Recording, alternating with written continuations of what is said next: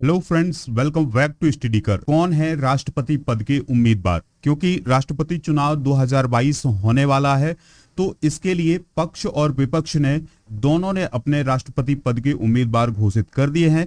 तो आज हम इन्हीं दोनों उम्मीदवारों के बारे में महत्वपूर्ण बातें जानेंगे। तो दोस्तों, ये लेक्चर आपके लिए बहुत ही इंपॉर्टेंट है।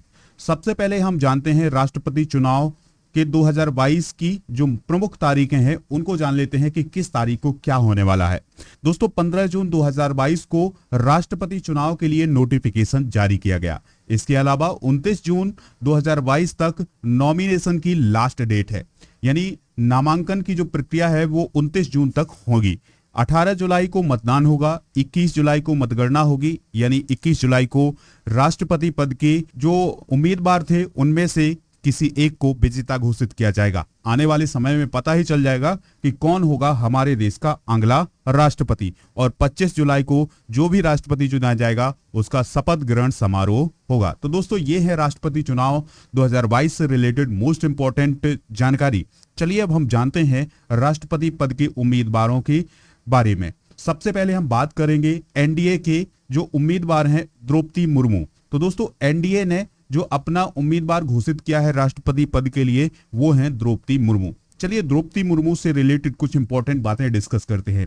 दोस्तों, द्रौपदी मुर्मू एक आदिवासी नेता है और ये जाना माना चेहरा है भारतीय जनता पार्टी का। ठीक है दोस्तों, उड़ीसा से बिलोंग करती हैं और अगर ये राष्ट्रपति बनती हैं, क्योंकि चांस बहुत अधिक दिखाई दे रहे हैं, तो अगर ये राष्ट्रपति बनती हैं तो होगा क्या, ये देश की दूसरी महिला राष्ट्रपति होंगी और देश की पहली आदिवासी राष्ट्रपति होंगी। तो दोस्तों, ये जो टैग है इनके साथ लग जाएगा और ये एक इतिहास को रच देगी। तो दोस्तों, इस प्रकार से द्रौपदी मुर्मू का जो नाम है बहुत ही महत्वपूर्ण हो जाता है। चलिए हम इनके बारे में कुछ महत्वपूर्ण बातें जानते हैं। 64 साल की जो द्रौपदी मुर्मू है, उनका जन्म 20 जून 1958 को उड़ीसा के मयूरभंज जिले में हुआ था। यानी द्रौपदी मुर्मू का रिलेशन जो है वो उड़ीसा राज्य से है, यानी मूल रूप से वो उड़ीसा से है। उन्होंने करियर की शुरुआत एक शिक्षक के रूप में शुरू की थी और मुर्मू 1997 में पार्षद भी चुनी गई। द्रौपदी मुर्मू रायरंगपुर सीट से 2 बार भाजपा की विधायक रही और 1 बार मंत्री भी रह चुकी हैं। 6 मार्च सन 2000 से 6 अगस्त 2002 तक वाणिज्य परिवहन विभाग में स्वतंत्र प्रभार की राज्य मंत्री रही हैं। 6 अगस्त 2002 से 16 मई 2004 तक मत्स्य पालन और पशु संसाधन विकास राज्य मंत्री के रूप में उन्होंने काम किया है।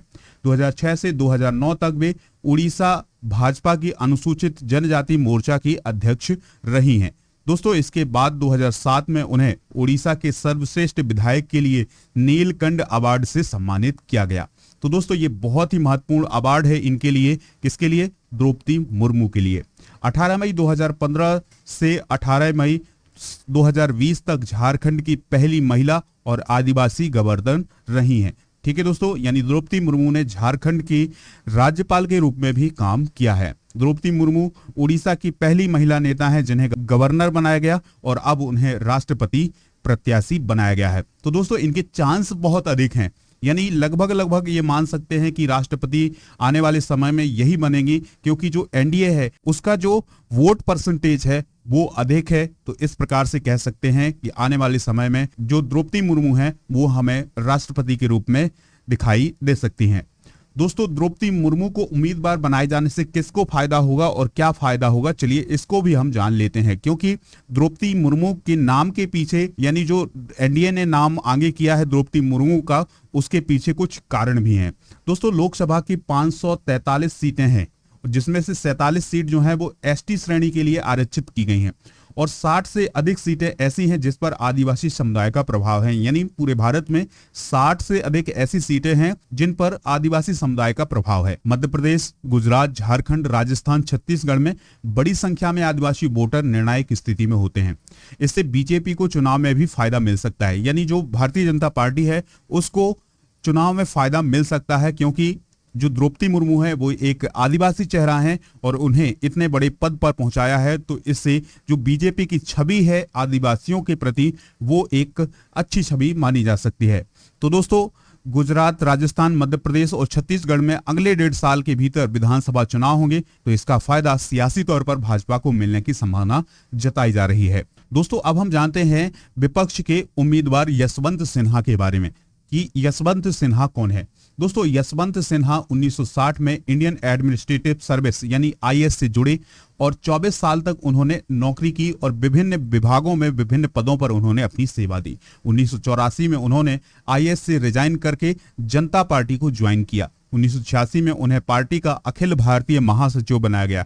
1988 में उन्हें राज्यसभा सदस्य के तौर पर चुना गया। फिर इसके बाद 1989 में जनता दल के गठन के समय उन्हें महासचिव बनाया गया। नवंबर 1990 से जून 1991 के बीच चंद्रशेखर सिंह की कैबिनेट में वो वित्त मंत्री रहे, यानी जब चंद्रशेखर प्राइम मिनिस्टर थे तो उनकी कैबिनेट में वो फाइनेंस मिनिस्टर थे। जून 1996 में उन्होंने भारतीय जनता पार्टी के राष्ट्रीय प्रवक्ता के रूप में काम किया और फिर दोस्तों 1998, 99 और 2009 में झारखंड की हजारीबाग सीट से वो लोकसभा सदस्य चुने गए। इसके बाद मार्च 1998 में अटल बिहारी वाजपेयी की सरकार में वो वित्त मंत्री बनाए गए थे। 1 जुलाई 2002 को विदेश मंत्रालय का जिम्मा भी उन्हें मिला था, यानी विदेश मंत्री के रूप में भी उन्होंने काम किया है। 2004 में लोकसभा सीटों में हजारीबाग सीट से वो हार गए और 13 जून 2009 को भाजपा के उपाध्यक्ष के पद से उन्होंने इस्तीफा दे दिया। इसके बाद दोस्तों 2018 में उन्होंने भारतीय जनता पार्टी की खराब स्थिति का हवाला देते हुए पार्टी को छोड़ दिया। इसके बाद 2021 में उन्होंने तृणमूल कांग्रेस को ज्वाइन कर लिया और तब से वे पार्टी के वाइस प्रेसिडेंट के रूप में काम कर रहे थे और अब ये विपक्ष के जो हैं राष्ट्रपति पद के उम्मीदवार हैं। तो दोस्तों यशवंत सिन्हा भी एक बड़ा नाम है उम्मीदवार के रूप में। चलिए हम बात करते हैं कुछ और इंपॉर्टेंट फैक्ट। तो दोस्तों अब तक के जो मुस्लिम राष्ट्रपति रहे हैं, चलिए उनके बारे में जान लेते हैं।